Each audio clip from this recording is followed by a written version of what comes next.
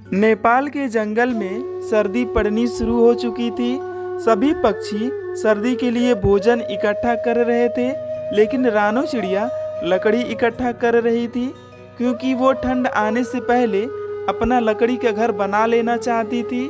एक दिन सुबह जब रानो चिड़िया सोकर उठी तो उसने देखा बर्फ पड़ रही है। कितनी ठंड बढ़ गई है। मैंने तो भोजन इकट्ठा ही नहीं किया, अब मैं क्या खाऊंगी। चलो आज के दिन भूखी रहकर किसी तरह गुजार लेती हूँ, कल से मैं भोजन इकट्ठा करने जाऊंगी। लेकिन अगले दिन भी बर्फ पड़ना कम नहीं हुआ। कई दिनों तक लगातार बर्फ गिरती रही।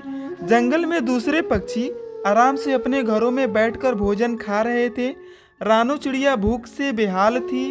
अब मैं क्या करूँ, ठंड तो बढ़ती ही जा रही है, पेट में भी चूहे दौड़ रहे हैं।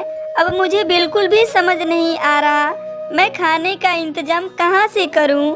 रानो चिड़िया कालू कौवा के घर जाती है। उसका दरवाजा खटखटाती है। कालू भैया, अरे ओ कालू भैया, दरवाजा खोलो। हे ऊपर वाले, इतनी ठंड में ये चिड़िया मेरे घर क्यों आई है?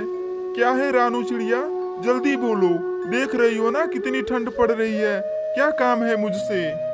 कालू भैया, मुझे बहुत जोरों से भूख लगी है। कई दिनों से मैं भूखी हूँ, मुझे कुछ खाने को दे दीजिए। मेरे पेट में जोरों से चूहे कूद रहे हैं। कालू भैया, मुझे जल्दी से भोजन दे दीजिए। आपने तो बहुत सारा भोजन इकट्ठा किया है। अच्छा, तो तेरी नजर हमारे जमा किए भोजन पर है। तुझे भोजन चाहिए? जाओ भागो यहाँ से, अपना सूखी लकड़ियाँ खाओ। तुमने तो पूरा महीना लकड़ी जमा करने में निकाल दिया। अब सर्दी का मौसम आया तो मेरे भोजन पर नजर गड़ा रही हो। अगर मैं तुम्हें भोजन अपना दे दूंगा तो मैं क्या खाऊंगा? रानो चिड़िया बेचारी उदास हो के वहाँ से चली जाती है। कालू कौवे से उसे यही उम्मीद थी। फिर रानो चिड़िया सीधे मिट्ठू तोता के घर जाती है। आओ आओ रानो, घर के अंदर आ जाओ, बाहर बहुत ठंड है, ठंडी हवाएं चल रही हैं। ऐसे ठंड में घर से बाहर क्यों निकली हो रानो चिड़िया, मुझे बताओ। मुझे थोड़ा भोजन दे दो, बहुत जोरे से भूख लगी है। जंगल में कहीं भोजन नहीं मिल रहा है। लेकिन रानो चिड़िया, तुम्हें तो पता है हर ठंड में जंगल में भोजन की कमी हो जाती है। फिर तुमने पहले से भोजन इकट्ठा क्यों नहीं किया?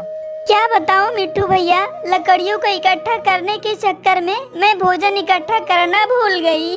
कोई बात नहीं रानो, मेरे पास बहुत सारा अनाज है। ये अनाज की एक बोरी आप अपने साथ ले जाएं और भोजन की जरूरत पड़े तो दोबारा आ जाना।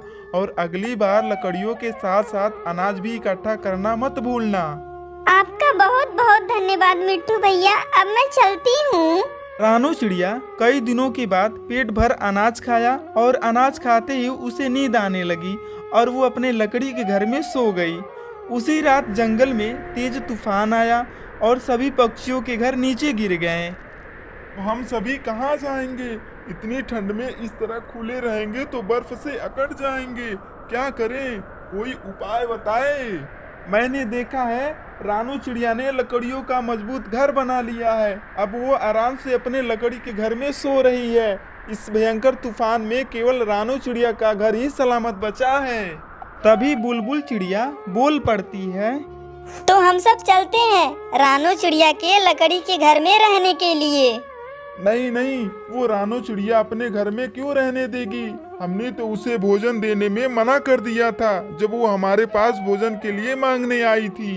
वो सभी बातें कर ही रहे थे, तभी रानो चिड़िया वहाँ आ जाती है।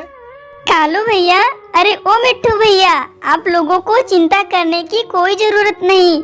जैसे मुझे पता चला कि आप लोगों का घर तूफान में उड़ गया, मैं आप सबको लेने के लिए आई हूँ। मेरे लकड़ी के घर में बहुत जगह है, सब आराम से रह सकते हैं और मेरा लकड़ी का घर अंदर से बहुत गर्म है।